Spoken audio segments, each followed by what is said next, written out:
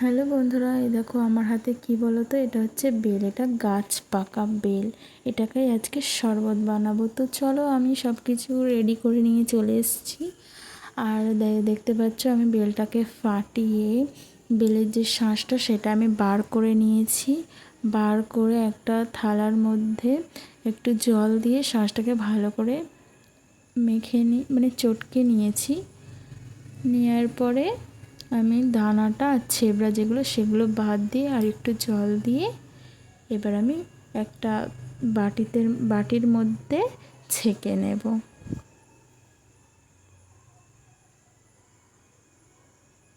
এই দেখো আমি ছেঁকে নিচ্ছি বাটির মধ্যে।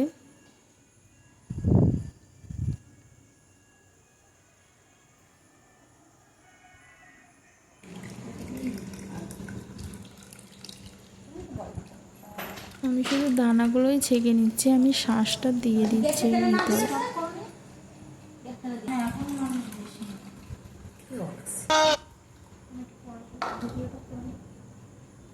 প্রথমে আমি সাদা লবণই ইউজ করছিলাম, বাট তারপর মনে হলো যে সাদা লবণটা টেস্ট বেশি হবে না, তার জন্য আমি একটু বিট লবণ দিয়ে দিলাম।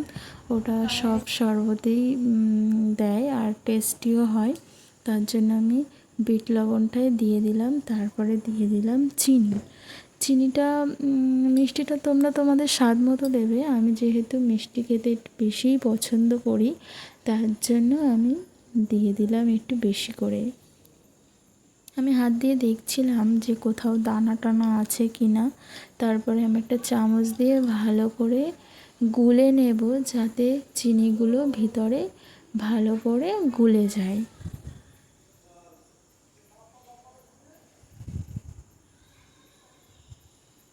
এই দেখো আমি চামচ দিয়ে ভালো করে গুলে নিচ্ছি।